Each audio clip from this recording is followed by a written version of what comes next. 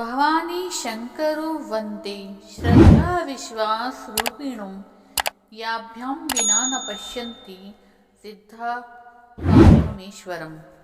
राधे राधे बंधुओं, आज हम जानेंगे कि भगवान शंकर क्या हैं।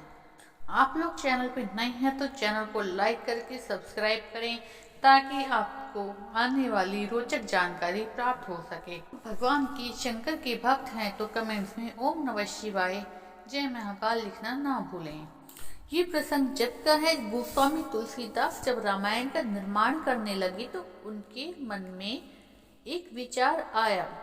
इतना बड़ा ग्रंथ जिसके जहाज पर बिठा करके संसार के प्राणियों का उद्धार किया जा सकता है, उसे बनाने के लिए मुझे क्या करना चाहिए, इसके लिए किस शक्ति का सहारा लिया जाना चाहिए।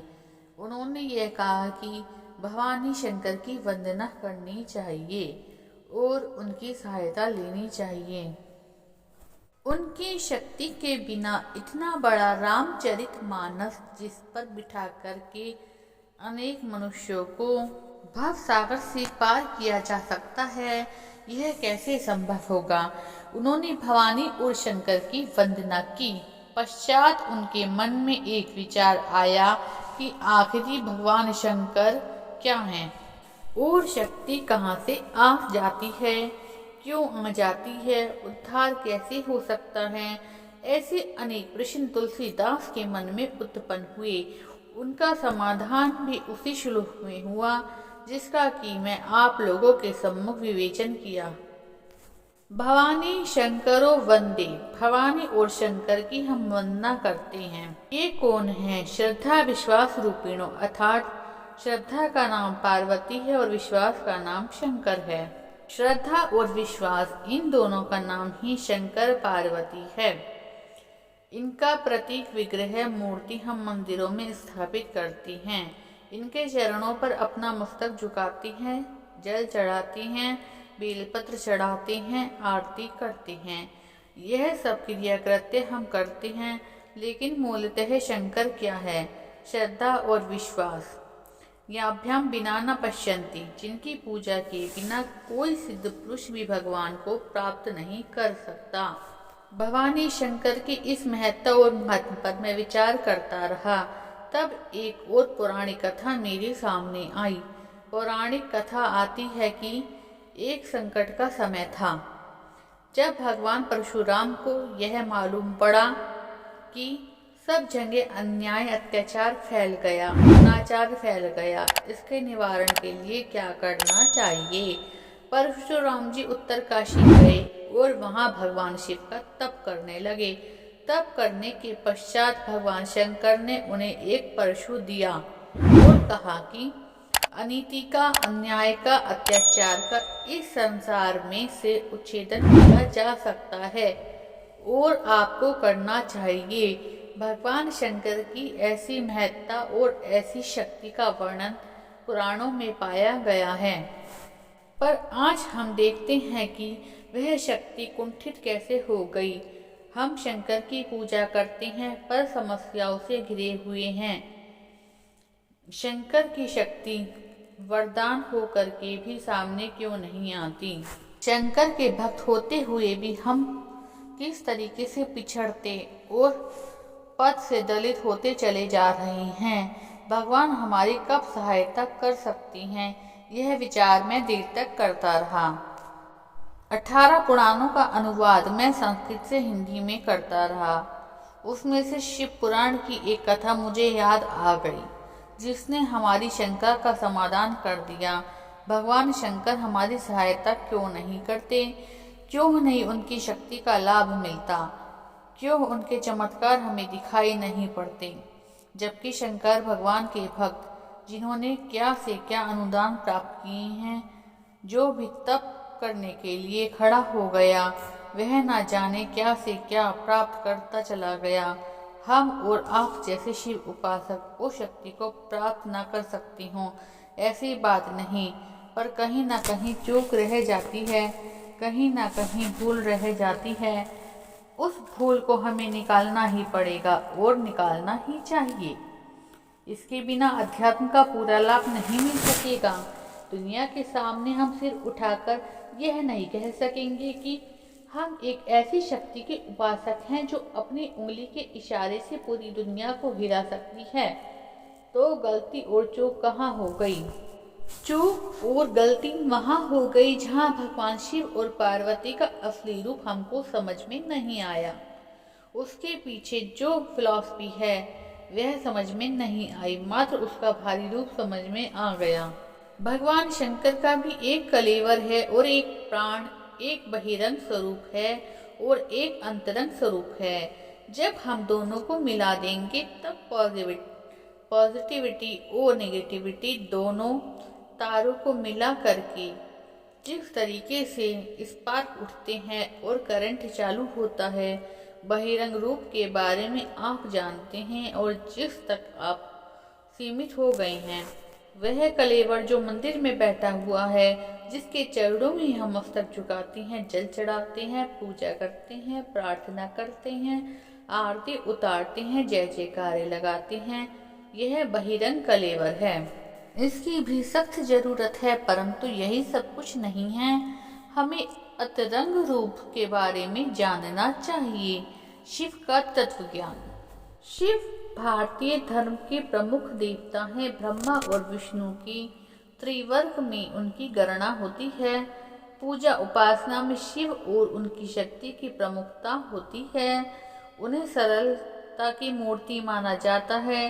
12 ज्योतिर्लिंगों के नाम से उनके विशालकाय तीर्थ स्वरूप देवालय भी हैं।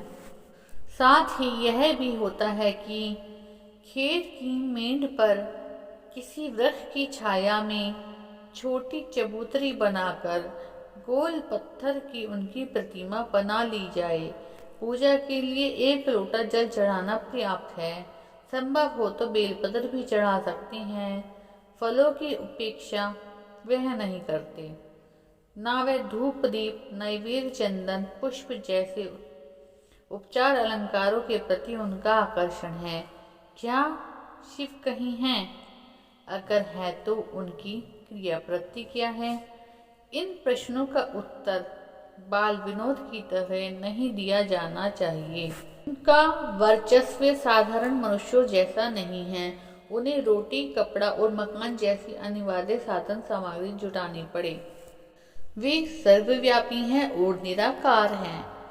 सूक्ष्म अपने आप में एक आकार है, इतना विस्तृत और व्यापक जिसमें यह अपना विश्व और ब्रह्मांड सभी आसानी से समा सकें। इस सृष्टि के प्राणी और सभी पदार्थ 3 स्थितियों से होकर गुजरती हैं। एक है उत्पादन, दूसरा अभिवर्धन और तीसरा परिवर्तन। सृष्टि की उत्पादक प्रक्रिया को ब्रह्मा, अभिवर्धन को विष्णु और परिवर्तन को शिव कहते हैं। मरण के साथ जन्म का यहाँ अनवरत क्रम है। बीज गलता है तो नया पौधा पैदा होता है। गोबर सड़ता है तो उसका खाद पौधों की बढ़ोतरी में असाधारण रूप से सहायक होता है। पुराना कपड़ा छोटा पड़ने या फटने पर उसे गलाया और कागज बनाया जाता है। नए वस्त्र की तत्काल व्यवस्था होती है। इसी उपक्रम को शिव कहा जा सकता है। वह शरीरगत अगणित जीव कोशाओं के मरते जन्मते रहने से भी देखा जाता है और सृष्टि के जराजीर्ण होने पर महाप्रलय के रूप में देखा जाता है। स्थिरता तो जड़ता है। शिव को निष्क्रिय नहीं सुहाता, गतिशील ही उन्हें अभीष्ट है। गति के साथ परिवर्तन अनिवार्य है। शिव तत्व को सृष्टि की अनवरत परिवर्तन प्रक्रिया में झांकते देखा जा सकता है। विद्या को सरस्वती, संपदा को लक्ष्मी और पराक्रम को दुर्गा का रूप दिया गया है। इसी प्रकार अनेक तत्व और तथ्य देवी देवताओं के नाम से किन्हीं काय कलेवरों में प्रतिष्ठित हुए हैं। तत्वज्ञानियों के अनुसार देवता एक से बहुत बने हैं। समुद्र का जल एक होते हुए भी उसकी लहरें ऊंची नीची ही दिखाई पड़ती हैं और विभिन्न आकार प्रकार की। परब्रह्म एक है तो भी उसके अंग अवयवों की देववर्ग की मान्यता आवश्यक जान पड़ती है। इसी अलंकारिक संरचना में शिव को ही स्थान दिया गया है। वे प्रकृति क्रम के साथ गुथकर पतझड़ के पीले पत्तों को गिराते और बसंत के पल्लव और फूल खिलाते रहती हैं। उन्हें शमशानवासी कहा जाता है। मरण भयावह नहीं है, न उसमें अशुचिता है। गंदगी तो सड़न से फैलती है। काया की विधिवत अंत्येष्टि की जाए तो सड़न का प्रश्न ही नहीं रहता। हर व्यक्ति को मरण के रूप में शिव सत्ता का ज्ञान बना रहे, इसलिए उन्होंने अपना डेरा शमशान में डाला है। वही भिखरी भस्म को शरीर पर मल लेती हैं ताकि ऋतु प्रभावों का असर ना पड़े। मृत्यु को जो भी जीवन के साथ गुथा हुआ देखता है, उस पर ना आक्रोश की आतप का आक्रमण होता है और ना भीरुता के शीत का। वह निर्विकल्प निर्भय बना रहता है। वह बाघ का चर्म धारण करते हैं। जीवन में ऐसे ही साहस और पौरुष की आवश्यकता है, जिसमें बाघ जैसे अनर्थों और अनिष्टों की चमड़ी उधेड़ी जा सके और उसे कमर में कसकर बांधा जा सके। शिव जब उल्लास से भर जाते हैं तो मुंडों की माला गले में धारण करते हैं। ये जीवन की अंतिम परिणति और सौगात है, जिसे राजा व रंग समानता से छोड़ते हैं। शिव को नीलकंठ भी कहते हैं। कथा है कि समुद्र मंथन में जब सर्वप्रथम अहंता की वारुणी और गर्भ का विष निकला तो शिव ने उसे हलाहल को अपने गले में धारण कर लिया। न उगला न पिया। उगलते तो वातावरण में विषाक्तता फैल जाती और पीने पर पेट में कोलाहल मच जाता। मध्यवर्ती नीति यही अपनाई गई। शिक्षा यह है कि विषाक्त को ना तो आत्मसात करे और ना ही विक्षोभ उत्पन्न कर उसे उगलें। उसे कंठ तक ही प्रतिबंधित रखें। इसका तात्पर्य योग सिद्धि से भी है। योगी पुरुष अपने सूक्ष्म शरीर पर अधिकार पा लेती हैं, जिससे उन्हें स्थूल शरीर पर तीक्ष्ण विक्षोभ का भी प्रभाव नहीं होता।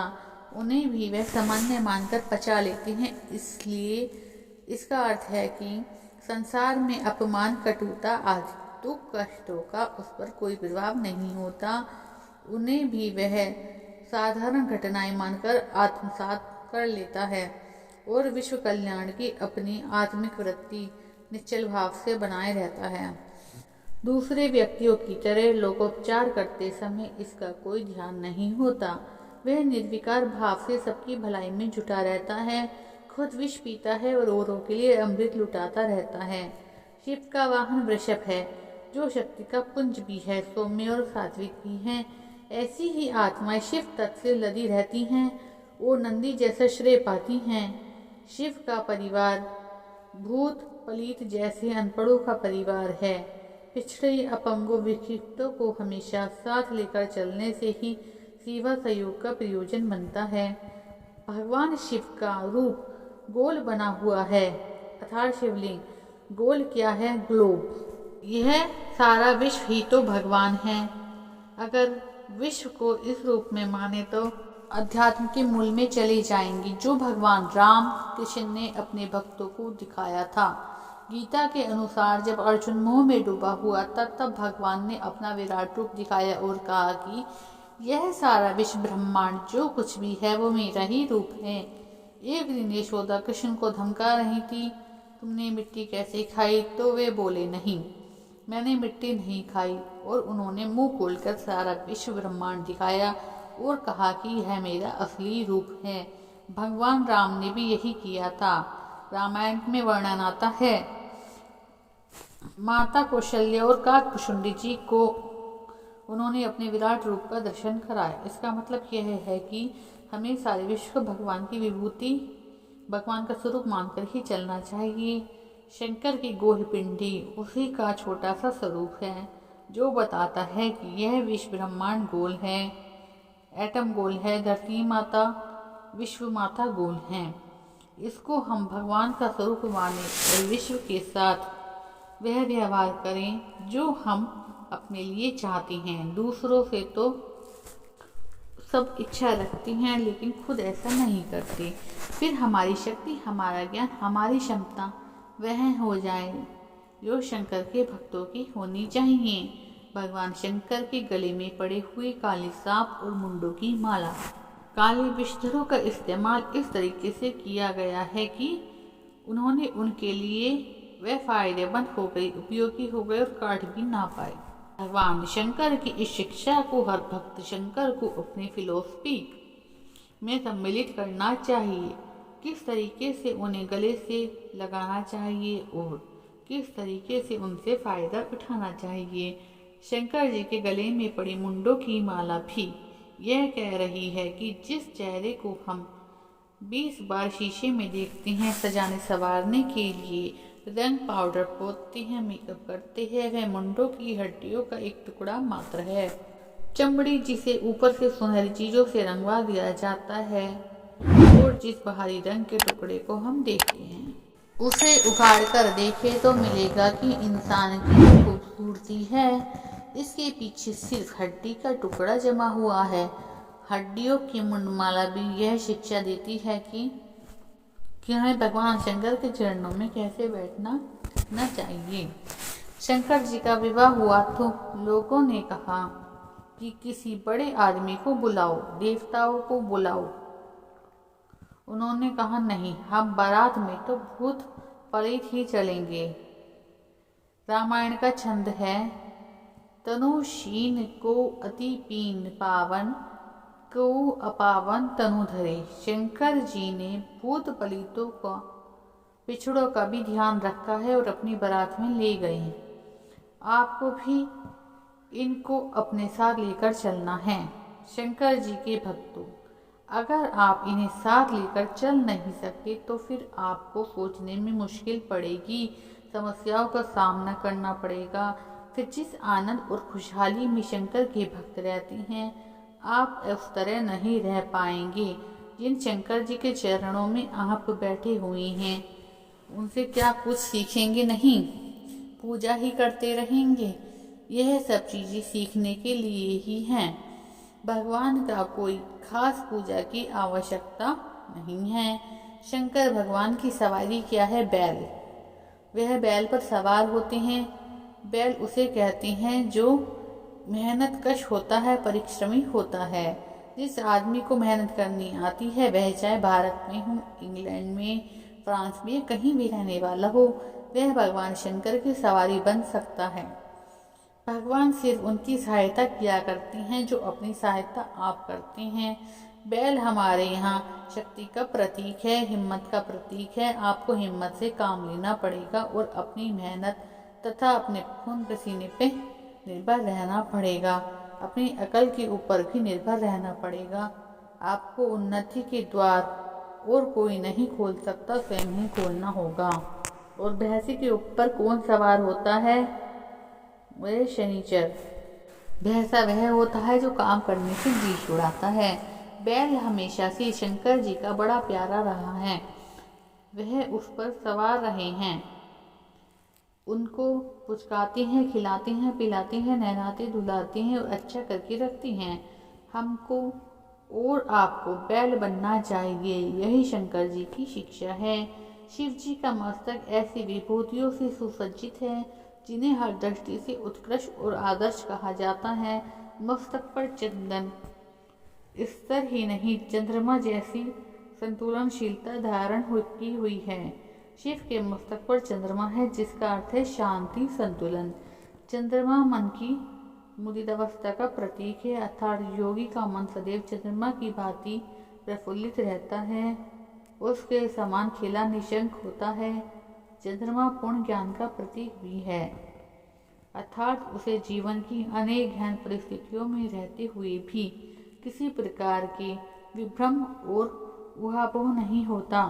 वह प्रत्येक अवस्था में प्रमोदित रहता है, विषमताओं का उस पर कोई प्रभाव नहीं पड़ता। सिर से गंगा की जलधारा बहने से आशय ज्ञान गंगा से है। मस्तिष्क के अंतराल में मात्र ग्रे मैटर ना भरा रहे, ज्ञान विज्ञान का भंडार भी भरा रहना चाहिए ताकि अपनी समस्याओं का समाधान हो सके और दूसरों को भी उलझन से उबार सकें, वातावरण को सुख शांति से भर दें। सिर पर गंगा का उद्भव शिव जी की आध्यात्मिक शक्तियों पर, उनके जीवन के आदर्शों पर प्रकाश डालती है। गंगा जी विष्णु लोक से आती हैं यह अवतरण महान आध्यात्मिक शक्ति के रूप में होता है। उसे संभालने का प्रश्न बड़ा विकट था। शिवजी ने को इसके उपयुक्त समझा गया और भगवती गंगा जी को उनकी जटाओं में आश्रय मिला। गंगा जी यहाँ ज्ञान की प्रचंड आध्यात्मिक शक्ति के रूप में अवतरित हुई हैं। लोक कल्याण के लिए उन्हें धरती पर उतार लेने की यह प्रक्रिया इस कारण होती बताई गई है ताकि अज्ञान से भरे लोगों को जीवन दान मिल सके और उस पर ज्ञान को धारण करना भी कठिन बात थी, जिसे शिव जैसे संकल्प शक्ति वाला पुरुष ही धारण कर सकता है। अर्थात महान बौद्धिक क्रांतियों का सृजन भी कोई व्यक्ति हर कोई नहीं कर सकता। जिसके जीवन में भगवान शिव की आदर समाई हुई हों, वही ब्रह्म ज्ञान को धारण कर उसे लोक हितार्थ के लिए प्रभावित कर सकता है। शिव के 3 नेत्र हैं। तीसरा नेत्र है ज्ञान चक्षु, दूरदर्शी विवेकशीलता का प्रतीक, जिसकी पलकें उघड़ते ही कामदेव जलकर भस्म हो गया। सद्भाव के भगीरथ के साथ ही यह तृतीय नेत्र का दुर्वासा भी विद्यमान है और अपना ऋषित्व स्थित किए हुए भी दुष्टता को उन्मुख नहीं विचरने देता, मन मर्दन करके ही रहता है। वस्तुतः ये तृतीय नेत्र सृष्टा ने प्रत्येक मनुष्य को दिया है। सामान्यतः परिस्थितियों में वह विवेक के रूप में जागृत रहता है।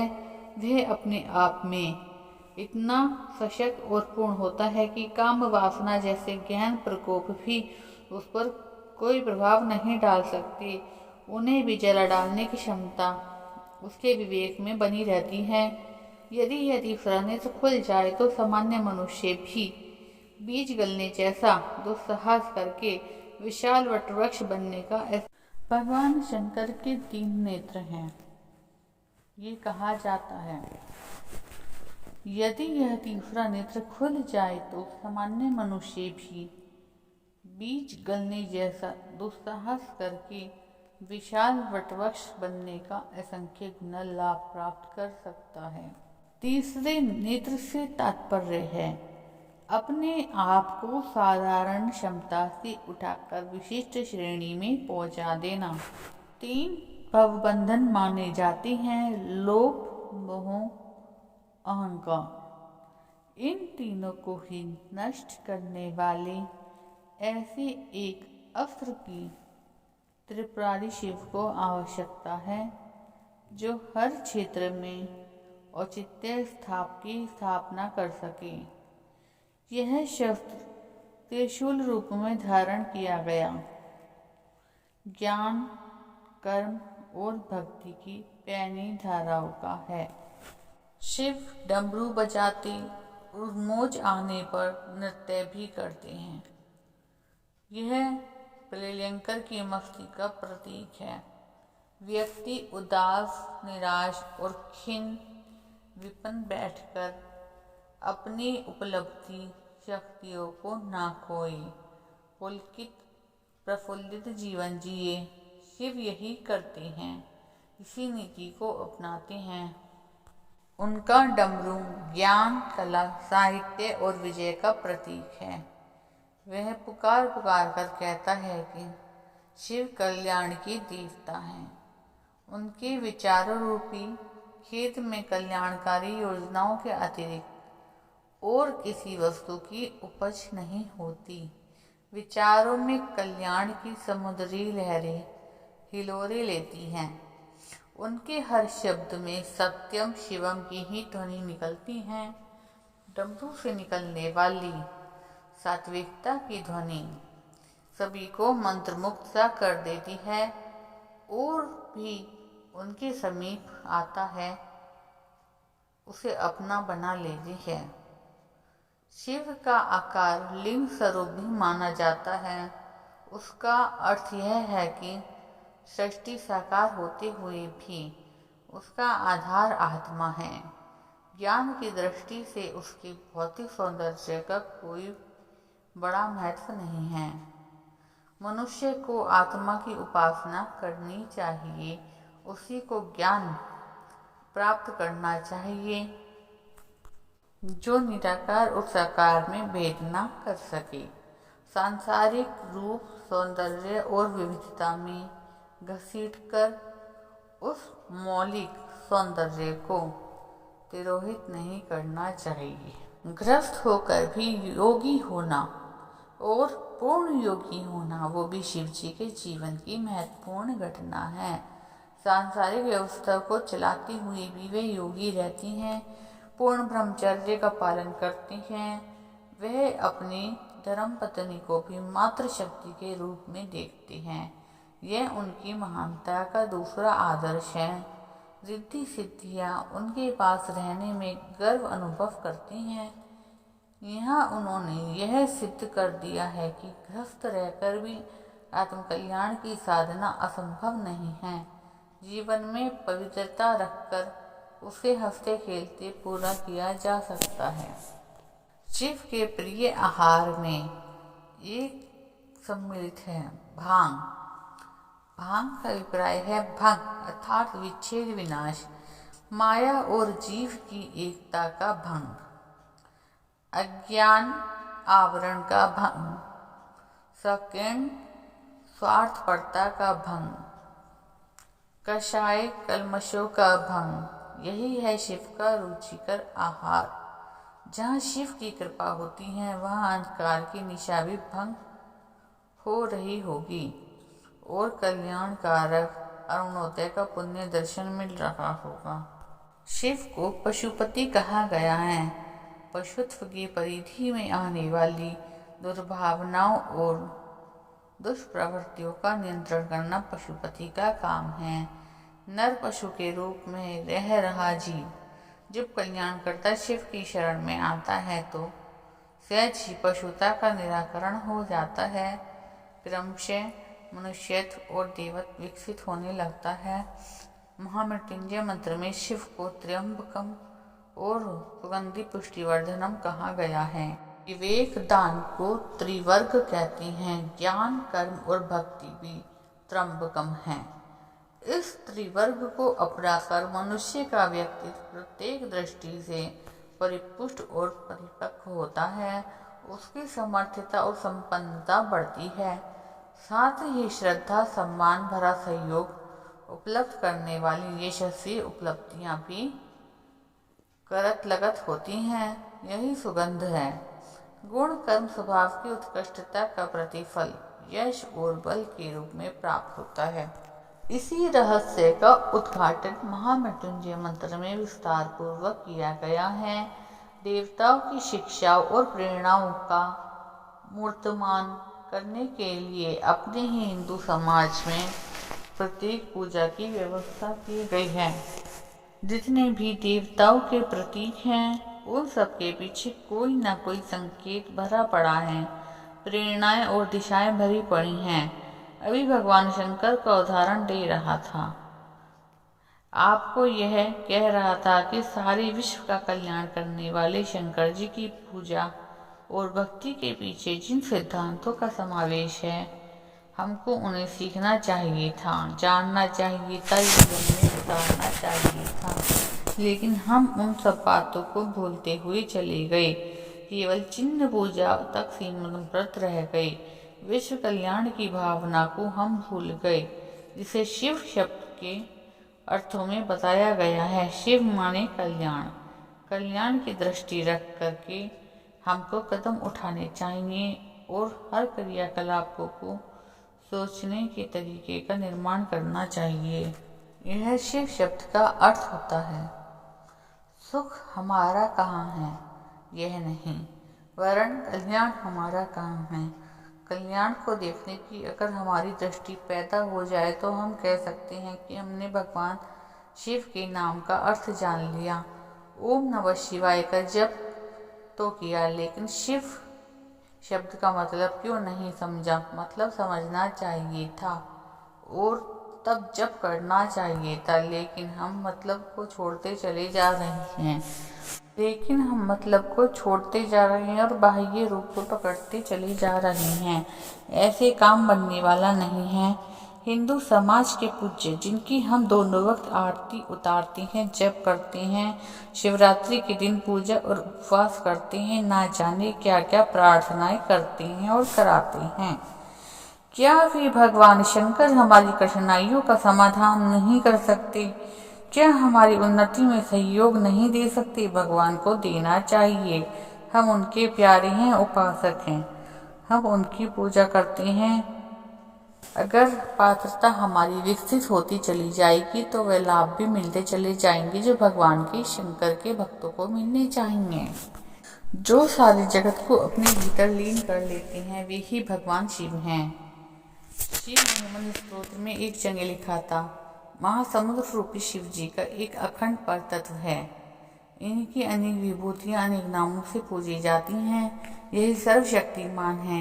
यही अव्यक्त व्यक्त रूप से क्रमशः सगुण ईश्वर और निर्गुण ब्रह्म कहे जाते हैं।